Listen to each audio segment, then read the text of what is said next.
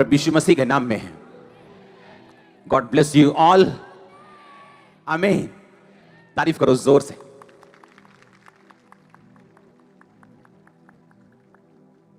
अगले लेवल पे जाना चाहते हो? आपको चुना गया अगले लेवल पे जाने के लिए। सुनो,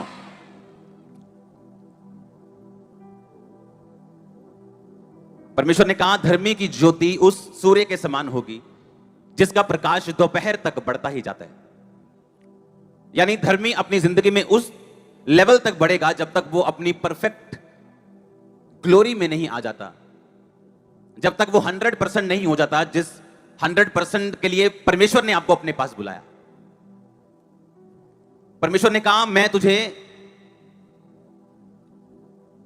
ग्लोरी टू ग्लोरी, अंश अंश करके अपनी महिमा में परिवर्तित करूंगा।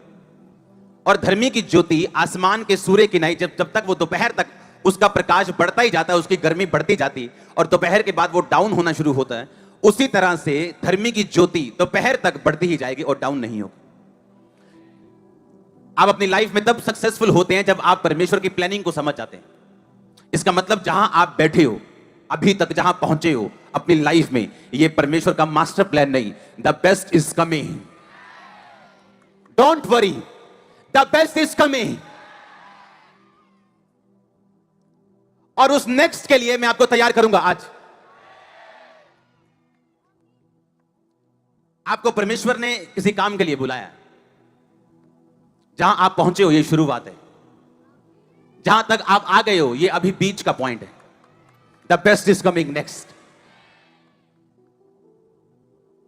परमेश्वर ने कहा धर्मी की ज्योति सूर्य की नहीं बढ़ेगी जब तक वो दोपहर तक बढ़ता ही जाता है। तुम बढ़ते जाओगे जब तक तुम परफेक्ट नहीं हो जाओगे। इसका मतलब अगर परमेश्वर ये चाहता है तो ये अपने आप नहीं होगा। मेरा कुछ रोल है, प्रभु का कुछ रोल है। अगर अंधा सड़क के किनारे ना बैठा होता जहां से वो यीशु मसीह को पुकारता, और अपने घर में बैठा होता ये सोच के कि मैं तो अंधा हूं, मैं कैसे जा सकता हूं, काश कोई यीशु मसीह को मेरे पास ले आए। और बाइबल कहती वो अंधा सड़क के किनारे पुकारता चला जब उसको मालूम हुआ कि वही यीशु मसीह मेरी आंखों के सामने, यानी मेरे सामने से गुजर रहा है, जिसको मैं देख नहीं सकता, लेकिन ये वही है जिसने आंखें दी हैं लोगों को। और उसने पुकारना शुरू किया, हे दाऊद की संतान मुझ पे दया कर। और बाइबल कहती परमेश्वर ने इग्नोर किया। उसको आंखों की जरूरत है और परमेश्वर उसे इग्नोर कर रहे हैं, चेले भी उसे डांट रहे हैं। पर एंड में the best is coming next आया कि नहीं? और वो हील हुआ कि नहीं? तो आपका रोल है आपके बेस्ट तक पहुंचने के लिए। और आज संडे हमारा इकट्ठे होने का मकसद यह है कि आप अपने बेस्ट तक पहुंच सकें। हर बंदा हीलिंग लेने नहीं आया, हर बंदा प्रोफेसी लेने नहीं आया, और हर बंदा वचन लेने भी नहीं आया। हर एक की जरूरत अलग अलग है, लेकिन ये पक्की बात है परमेश्वर की ओर से कि परमेश्वर आपको आपके बेस्ट तक लेके जाना चाहता है। अपने हाथों को उठा के बोलो मेरे सारे प्लान खत्म हो जाएं और परमेश्वर के प्लान शुरू हो। अब गुस्सा नहीं होना जब वीजा नहीं लगे तो। हाँ, द बेस्ट इज कमिंग। ये मैंने आपको कुछ कहा है, अगर आप समझ जाएं तो। आपका प्लान अच्छा हो सकता है पर वो परमेश्वर के लिए अच्छा नहीं है। वो बेस्ट आप ले सकें, आपको वचन को खोजने की जरूरत है। आप जब बाइबल में घुस जाते हैं, वचन को खोजते हैं, आप डे बाय डे अंश अंश करके अपने बेस्ट तक पहुंचते जाते हैं। बहुत से लोग कहते हैं टाइम अपने आप सब कुछ ठीक कर देगा। ये इस सदी का सबसे बड़ा झूठ है। टाइम कभी कुछ भी अपने आप ठीक नहीं करेगा, आपको ठीक करना पड़ेगा। इसीलिए परमेश्वर ने कहा मांगो तो दिया, ढूंढो तो तुम, खटखटाओ तो तुम्हारे लिए। यानी पहले तुम्हारा पार्ट शुरू होगा और फिर मैं अपना पार्ट प्ले करूंगा। पहले तुम शुरू करोगे और एंड मैं करूंगा, परमेश्वर ने कहा।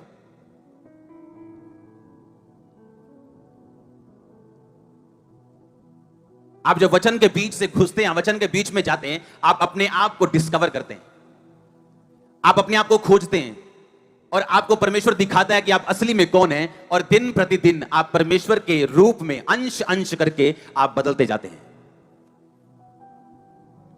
हालेलुया। यीशु मसीह के जी उठने के बाद सब चेले रो रहे थे कमरे में इकट्ठा होकर, क्योंकि उनकी एक्सपेक्टेशन, उनकी प्लानिंग पूरी नहीं थी हुई। उनको लगता था पता नहीं किस दिन प्रभु यीशु मसीह ने राजा बन जाना है और प्रभु का राज आ जाना है। उन्हें यह मालूम नहीं था कि यीशु मसीह मारे जाएंगे, उनको पूरी तरह ये चीजें मालूम नहीं थी। इसलिए यूहन्ना और उसके भाई ने, उसकी माता ने आके बोला था, परमेश्वर जब तू अपनी गद्दी में बैठेगा तुम एक को गृह मंत्री बनाना और एक को फाइनेंस मिनिस्टर बना देना। यीशु मसीह ने कहा मेरा राज यहां का नहीं, जो तुम सोच रहे हो ऐसा नहीं होगा। और बाइबल कहती है कि जब सब चेले रो रहे थे इकट्ठे होके, प्रभु यीशु मसीह बीच में प्रकट हो गए, ऐसे गायब होते थे, प्रकट होता है बंदा, और लिखा सुनो, और बोला तुम्हें शांति मिले। सुनो, वहां पे एक बंदा नहीं था, कौन? थोमा वहां नहीं था। जब थोमा वापिस आया तो प्रभु यीशु मसीह ने कहा, लोगों ने, चेलों ने कहा कि प्रभु यीशु मसीह आए थे। कहता कौन? यीशु मसीह जी उठे, हमारे बीच में आए थे, सब कुछ हमने देखा, यीशु मसीह जी उठे। कहता मैं नहीं मानता जब तक मैं उसकी उंगली ना डाल लूं जख्म में। हाँ, यीशु मसीह के यहां पंजर मारा, नेजा मारा था जब वो टांगे हुए थे। उसने कहा मैं उसके जख्म देखना चाहता हूं, तो फिर मैं यकीन करूंगा यीशु मसीह जी उठे। और यीशु मसीह प्रकट हो गए फिर से। थोमा को बोला, थोमा ये देख, सुनो, ये देख मेरे हाथ और देख मेरा जख्म, उंगली डाल के मैं सचमुच जी उठाऊं। ध्यान से सुनना, सुनो, ध्यान से भी सुनो। अगर एक चेला यकीन नहीं करता तो क्या मैं उसको एक जख्म दिखाऊं या उसको मुर्दा जिंदा करके दिखाऊं तो यकीन करेगा? अगर कोई यकीन ना करे और किसी अंधे पे हाथ रख के प्रेयर और वो देखने लगे, क्या वो यकीन नहीं करेगा? करेगा ना। प्रभु यीशु मसीह ने एक व्यक्ति को विश्वास में लाने के लिए, उसकी लाइफ में काम करने के लिए एक मिरेकल नहीं किया, अपना जख्म दिखाया। आपकी लाइफ प्रभावशाली तब होती जब मसीह में आप जख्मी होते हो।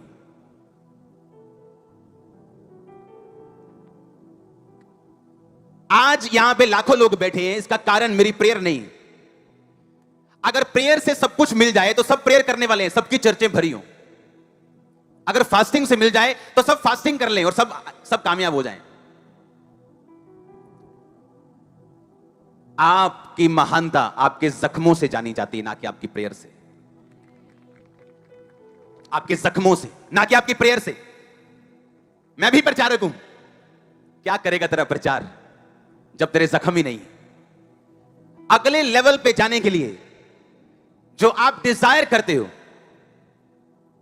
आपको जख्मों से होकर गुजरना पड़ेगा, जो बहुत से लोग नहीं चाहते हम गुजरे। आप एक्सपेक्ट कर रहे हो मेरा वीजा लग जाए अभी, और वीजा तो नहीं लगा आपका, उल्टा आपको बीमारी हो गई साथ में, और आपका विश्वास हिल गया कि मैं तो लोगों को बोल के बैठा हूं कि अभी मेरा वीजा लगेगा, देखना बल्ले बल्ले हो जानी, मैं बाहर चल जाना था, फेसबुक पे लाइव होके दसूंगा। और एकदम से क्या मालूम पड़ता है कि वीजा तो रिजेक्ट हो ही गया, बीमारी भी साथ में हो गई। शॉक लगा। और फिर परमेश्वर देखेगा तू कहां जाता है, क्या सोचता है और क्या करता है और क्या बोलता है। अगर तब तू विश्वासी पाया गया, अगला लेवल कोई दुनिया का लाल नहीं रोक सकता तेरी लाइफ में। यीशु मसीह ने कहा अगर मैं किसी चेले को अपना करने के लिए कुछ दिखाऊंगा तो वो मेरे मिरेकल्स नहीं, मेरे जख्म होंगे। आज जनरल्स जो परमेश्वर के बड़े दास हैं, वो अपने प्रीचिंग से नहीं, अपने दुखों से जिनसे वो निकले उनसे जाने जाते हैं।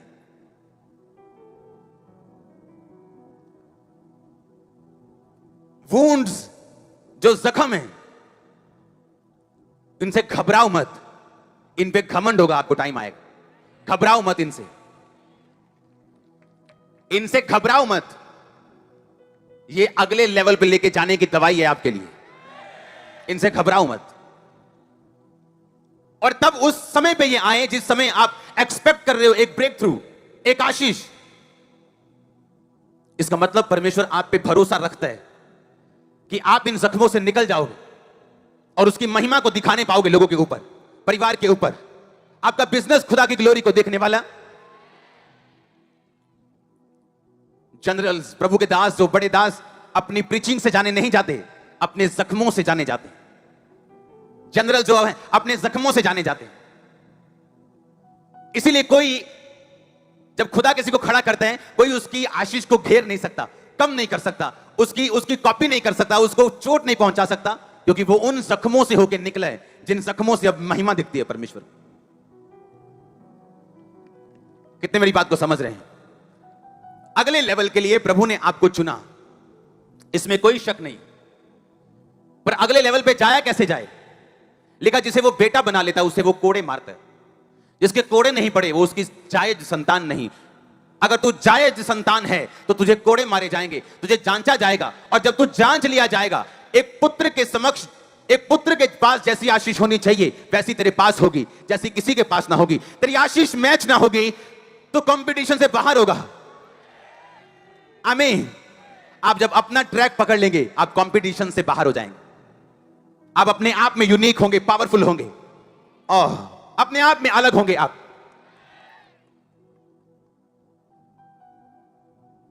तो क्या अगले लेवल पे अगर आप जाना चाहते हैं तो यीशु मसीह ने कहा, थोमा मेरे जख्म देख। आपके जख्म जो है वो ग्लोरी प्रकट करेंगे परमेश्वर की। इनसे घबराओ मत। वो रिलेशनशिप में हो सकते हैं, फाइनेंस में हो सकते हैं, शरीर में हो सकते हैं, आत्मा में हो सकते हैं, वो किसी भी चीज में हो सकते हैं। इनसे घबराओ मत। पवित्र आत्मा ने यीशु मसीह के सब शरीर को चंगा कर दिया, पर हाथ के कीलों को, पैरों के कीलों को और पंजर को चंगा नहीं किया। यीशु मसीह ने वो जख्म रहने दिए अपने शरीर के ऊपर पवित्र आत्मा से बोलने के द्वारा, ताकि इन जख्मों को देखकर लोग हमेशा जान जाएं कि ये जख्म नहीं, ये ग्लोरी है, ये महिमा है। मसीह में आने के बाद चलने में आपको कई जख्मों से होकर गुजरना पड़ेगा, पर वो आपकी ग्लोरी को प्रकट करेंगे, प्रभु की महिमा को प्रकट करेंगे, ग्रेटनेस को प्रकट करेंगे। ऐसी ग्रेटनेस जो आपकी प्रेयर नहीं कर सकती, आपकी फास्टिंग नहीं कर सकती, आपके जख्म उसे कर देंगे। जब जब मैं निर्बल होता हूं तब तब मैं बलवंत होता हूं, क्योंकि परमेश्वर ने कहा मेरी सामर्थ्य निर्बलताइयों में सिद्ध होती है। आपका गिफ्ट सिद्ध होगा, ब्लेसिंग सिद्ध होगी, पावर सिद्ध होगी जब आप निर्बलताइयों में से होके गुजरेंगे। कितना पावरफुल वचन है ये कि आप निर्बलताइयों में होके गुजर रहे हैं। आप वेरी गुड लेडी पर हस्बैंड के साथ नहीं बन रही, क्या करें? हां, हर बंदे की लाइफ में डिफरेंट प्रॉब्लम्स है। अगर मेरी लाइफ में मैरिज प्रॉब्लम नहीं है, लेकिन ये आपकी लाइफ में हो सकता है ऐसा ना हो। हां, किसी की लाइफ में बॉडी प्रॉब्लम नहीं है, किसी की लाइफ में फाइनेंस प्रॉब्लम है, पर उस प्रॉब्लम में आप क्या सोचते हो, उस जख्म को आप कैसे हैंडल करते हो, आपने क्या प्लान बनाया आगे का? Winners are simply non quitters. जो क्विट नहीं करते वो विनर्स होते हैं। विनर्स में कोई खास खूबी नहीं होती, पर वो नॉन क्विटर्स होते हैं। आपके जख्म से घबराओ मत,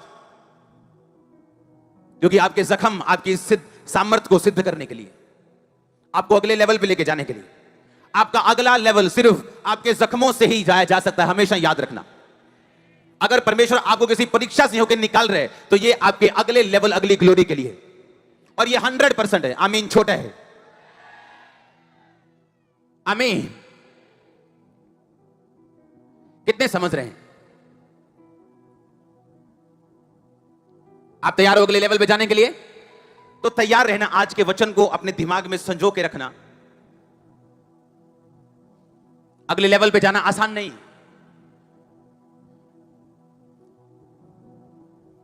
अगले लेवल पे लोगों को 40 साल लग जाते जाने में, किसी को 50 साल लग जाते हैं। अगले लेवल पे जाना आसान नहीं, पर यह इंपॉसिबल नहीं। अगर आप वर्ड को चलो, वर्ड को देखो, वचन को देखो और वचन के मुताबिक चलो तो यह आसान है। फिर एक वचन मैंने आपको बताया था, अगले लेवल पे जाने के लिए आपको जरूरी है आपका आसपास कैसा है। दीना की संगति किनके साथ थी? अविश्वासी कुड़ियों, लड़कियों के साथ। क्या हुआ उसके साथ?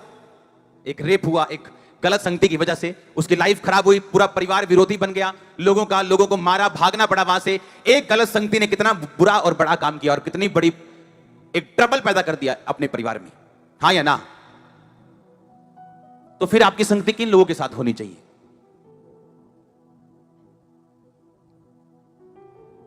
हालेलुया।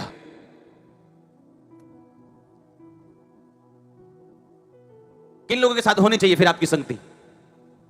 कैसे मालूम होगा वो लोग अच्छे हैं कि नहीं? उनके मुंह पे लिखा होगा, वो स्माइल करते मिलेंगे, अच्छे कपड़े डाले होंगे, जैमसी करते होंगे। कैसे मालूम कि वो अच्छे हैं? आप वचन की रोशनी से सब कुछ जांचते हो। कैसे जांचते हो? आप वचन की रोशनी से सब कुछ जांचते हो। वचन आपको सब कुछ ठीक ठीक और साफ साफ बताता है कि लोग कैसे हैं। पहला थिस्सलुनीकियों उसका 5 अध्याय, पहला थिस्सलुनीकियों उसका 5 अध्याय। जो बाइबल पढ़ते हैं वो जल्दी देख लेंगे, नहीं तो कई पुराने नियम में ढूंढ रहे हैं मेरे सामने।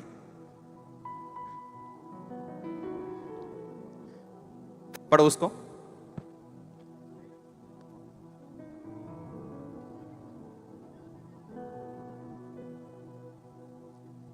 पांच के 12 में लिखा है, भाइयों हम तुमसे विनती करते हैं कि जो तुम में परिश्रम करते हैं और प्रभु में तुम्हारे अगुए हैं और तुम्हें शिक्षा देते हैं, उनका सम्मान करो। उनके काम के कारण प्रेम के साथ उन्हें बहुत ही आदर के योग्य समझो। आज मैं आपको एक हिंट देता हूं, एक आपको टिप देता हूं। अगर किसी व्यक्ति को जांचना हो कि आप उसके साथ रहें या ना रहें, उस व्यक्ति के सामने अपने पास्टर की बड़ाई करना। अगर वो जल जाए उसे छोड़ दो। यह पहला टिप है। अपने अगुए की बड़ाई करना उस व्यक्ति के सामने। अगर वो चिढ़ जाए उसे छोड़ देना। मैं आपको रियल बातें बता रहा हूं, बिब्लिकल। बाइबल कहती है कुत्तों से सावधान रहो। कौन से कुत्ते? वो लेब्राडोर पिटबुल? नहीं नहीं नहीं। आप जब किसी घर में जाते हो तो घर में लिखा होता है बीवेयर ऑफ डॉग्स। कुत्तों से, क्या वो गली के कुत्तों की बात कर रहा है? घर के अंदर की कुत्तों की बात कर रहा है। इसका मतलब पौलुस चर्च की बात कर रहा है। कहता कुत्तों से और काट कूट करने वालों से सावधान रहो। और उसने कहा अपने अगुए को बहुत ही सम्मान के योग्य समझो। ऐसे लोग आपको मिलेंगे, अगर वो आपके अगुए का सम्मान नहीं करते हैं, वो आपके लिए नहीं चुने गए। और यह पहली निशानी होगी, वो आपके लॉन्ग टाइम फ्रेंड्स नहीं। यह पहला निशान होगा आपके लिए, और उनसे आपको कुछ नहीं मिलेगा। अगर आपकी संगति सही है तो आप राइट ट्रैक के ऊपर हो, और जो लेवल परमेश्वर आपको देना चाहता है वो आपको मिलेगा। हां या ना? और सही ट्रैक पे आने के लिए, आपको सही ट्रैक पे जाने के लिए आपको वचन की रोशनी की जरूरत पड़ती है। और जब आप वचन पढ़ना शुरू करते हो, वचन की रोशनी में जाना शुरू करते हो, आपको मालूम होता है अगर मेरी संगति है तो कैसे लोगों के साथ होनी चाहिए, बाइबल पढ़नी है तो कैसे पढ़नी, प्रार्थना करनी है तो किस रीति के साथ करनी, और अगर मेरी लाइफ में परीक्षा आए तो किस तरह मुझे परमेश्वर में खड़े रहना। और इस तरह से आप अपने आप को सिद्ध करते जाते हो, और जो काम परमेश्वर ने आपकी लाइफ के जरिए सोचे, परमेश्वर उसे करने पाता है, क्योंकि उसे राइट ट्रैक और राइट प्लेटफॉर्म चाहिए आपकी लाइफ में अपनी ग्लोरी को, अपनी महिमा को प्रकट करने के लिए दूसरे लोगों के ऊपर। परमेश्वर ने कहा मैं परमेश्वर के राज्य की उपमा किससे दूं, कंपैरिजन किससे करूं? परमेश्वर ने कहा परमेश्वर का राज्य ऐसे खमीर, ऐसे स्त्री के समान है जिसने खमीर लेके 3 पसेरी आटे में मिला दिया, और होते होते सब आटा क्या हो गया? खमीर हो गया। आप एक खमीर हो, मालूम है आपको? पॉजिटिव खमीर हो। आप जिस जगह जाओगे खमीर कर दोगे।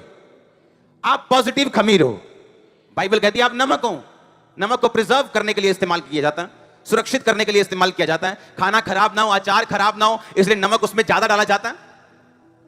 परमेश्वर ने कहा तुम पृथ्वी के नमक हो, तुम्हारे कारण तुम्हारा मोहल्ला नाश नहीं होगा, तुम्हारा घर नाश नहीं होगा। कितने मेरी बात को समझ रहे हैं? जब मैं अपने बिजनेस में था, और अपने बिजनेस से मैं हमेशा परमेश्वर के घर में भेंटों को लेकर जाया करता था, हर डे, रोज। तो मेरी फैमिली परमेश्वर के खिलाफ थी उस टाइम। तो वो हमेशा जो मुझे वचन सिखाते या समझाते थे, मेरे ग्रुप के साथ हमेशा लड़ते रहते थे वो।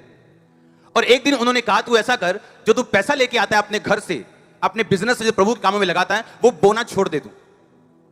और इनको मालूम होगा, क्योंकि बिजनेस बढ़ता जा रहा था, और मेरी फैमिली बोलती थी नहीं तो बिजनेस बढ़ता जा रहा है तो बिजनेस में आ तू, तुझे क्या जरूरत है, प्रभु का काम कर, रात को जाके कर, संडे जा, लेकिन हमारे बिजनेस में हमारा साथ दे तू। उन्होंने कहा कि अपने पैसों को बोना तू छोड़ दे, लेकिन ऐसा पॉसिबल नहीं था क्योंकि मैं बिजनेस पे डिपेंडेंट था। एक टाइम आया जब सेवा बढ़ी, मैंने उस बिजनेस को छोड़ा और वो बिजनेस डाउन हो गया। कितने मेरी बात समझ रहे हैं? क्यों? क्योंकि मैं एक नमक की तरह था वहां। आप एक नमक हो अपने घर में।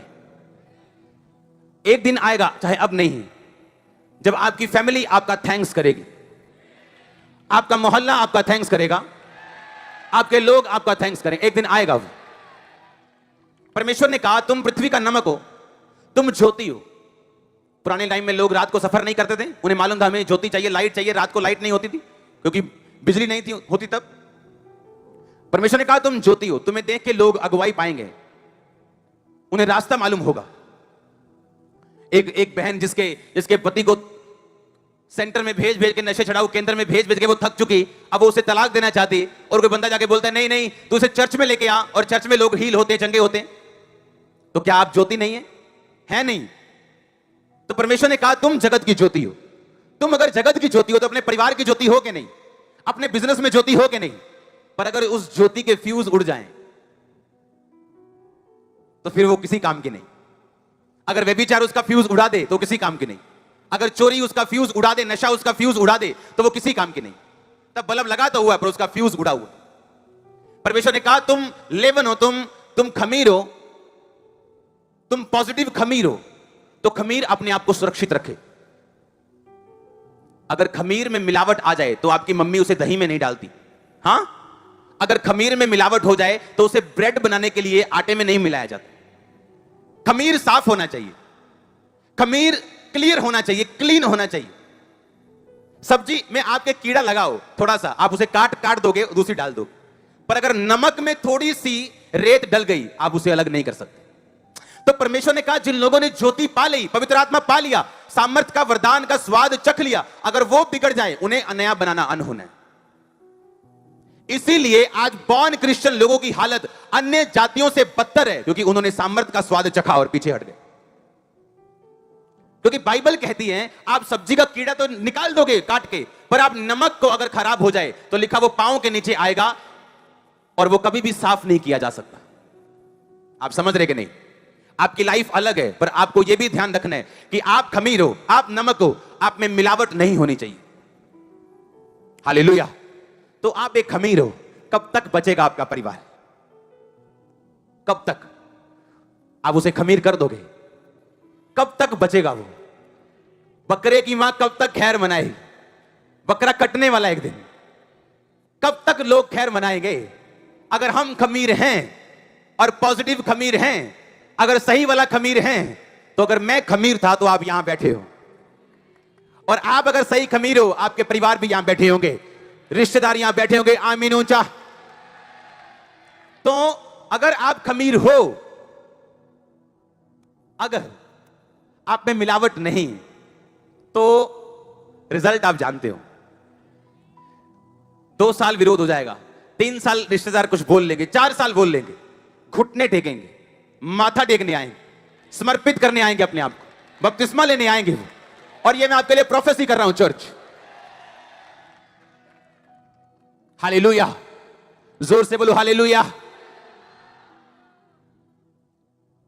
अगर आप पॉजिटिव खमीर हो तो, अगर आपने अपने खमीर को खराब नहीं होने दिया, क्योंकि खराब खमीर किसी काम का नहीं, खराब नमक किसी काम का नहीं, खराब फ्यूज हुआ बल्ब किसी भी काम का नहीं। हालेलुया। तो आप अलग हो दुनिया से। लोग बीमार होते हैं, मंजी पे पड़ जाते हैं और मर जाते हैं। एक क्रिश्चियन बीमार होता है, जब उठता है तो 10 आशीषों के साथ उठता है। जब क्रिश्चियन दुखी होकर उठता है तो 15 ब्लेसिंग्स के साथ उठता है, और सिर्फ अपनी नहीं, वो दुनिया की ब्लेसिंग के साथ उठता है, जिस तरह आप उठाए जाने वाले हो। तो आप अलग हैं, आप अलग हैं, आप बहुत अलग हैं। आपका डीएनए चेंज हो चुका है। आप जीसस क्राइस्ट का डीएनए अपने अंदर रखते हो। आपका डीएनए चेंज हो चुका है, मैंने कहा। आमीन। लोग उठते हैं, उनका विरोध होता है, 4 खोते खिलाफ खड़े होते हैं और बंदा गिर जाता है। आपके खिलाफ 40 खड़े होते हैं, 400 खड़े होते हैं, और आप बढ़ते जाते हो। हर साल, हर महीने, हर हफ्ते, एवरी वीक, हर डे आप अलग हो। बस एक विनती करना चाहता हूं आपसे, अपने आप को करप्ट मत होने देना, नहीं तो आप किसी काम के नहीं हो। आप अन्य जातियों से बुरे हो, आप पांवों से रोंदे जाने के काबिल हो अगर आप करप्ट हो गए तो।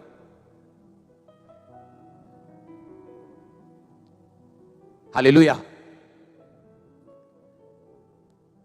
क्योंकि अगर नमक में रेता और मिट्टी पड़ गई तो उसको साफ नहीं करते लोग।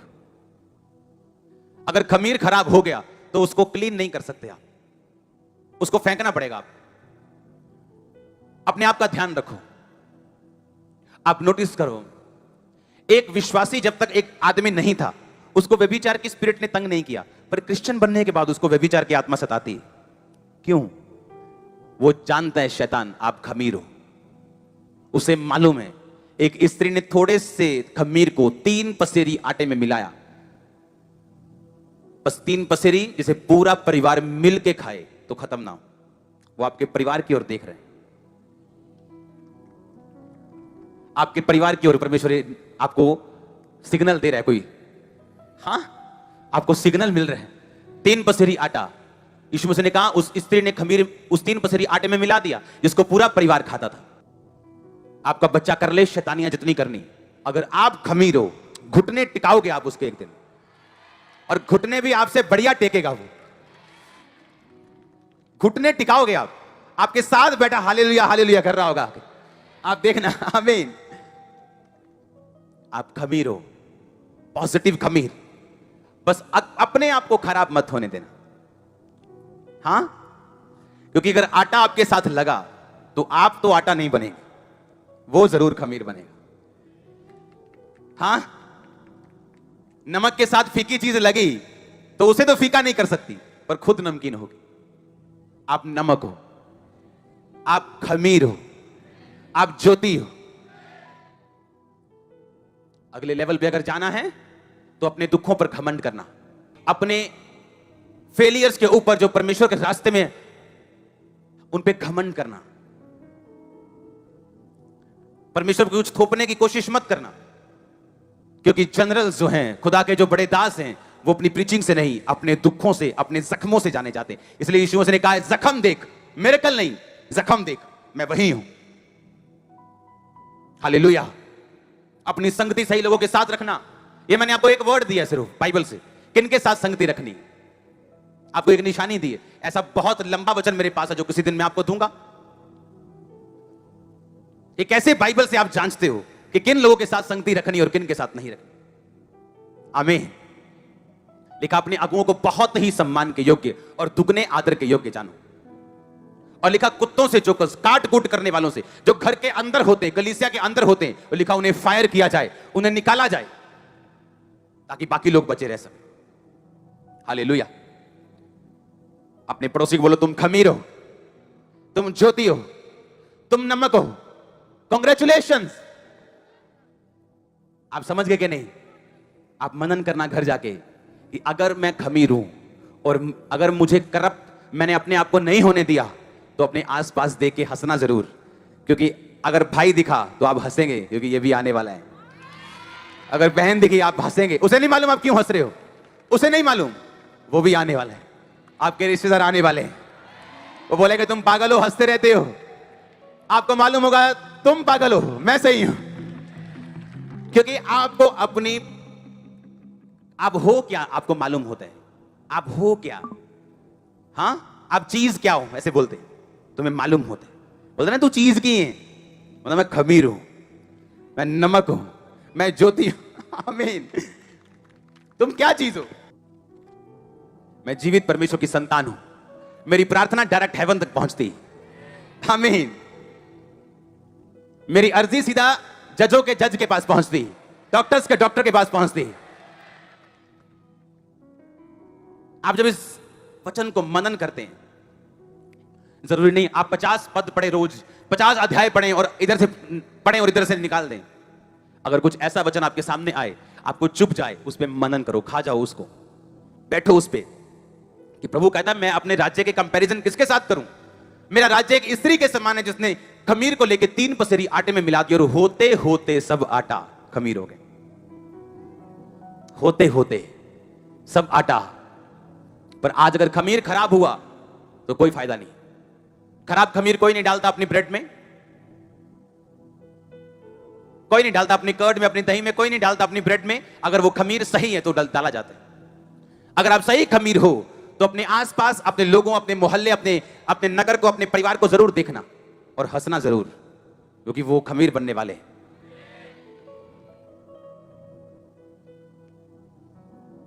आमीन। वो खमीर बनने वाले हैं चर्च। पर याद रखना एक चीज, अगले लेवल पे जाने के लिए आपको परीक्षाओं का सामना करना पड़ेगा। जहां बहुत से विश्वासी फेल हो जाते हैं, कि इतना दुख हम कैसे उठाएं, पर लिखा थोड़ा सा दुख तुम्हारी अनंत महिमा को पैदा करेगा, थोड़ा सा कलेश अनंत महिमा को पैदा करेगा। दुख थोड़े दिनों का होगा, गवाही पूरी उम्र की होगी। दुख थोड़े घंटों और महीनों का होगा, पर गवाही तुम्हारे बच्चे पोते भी देंगे। आमीन। ऊंचा आशीष आपकी चर्च। हालेलुया। आप खमीर हो, कॉन्ग्रेचुलेशंस, बधाई हो आपको। आप खमीर हो, आप जाग लगा दोगे यीशु मसीह के नाम में।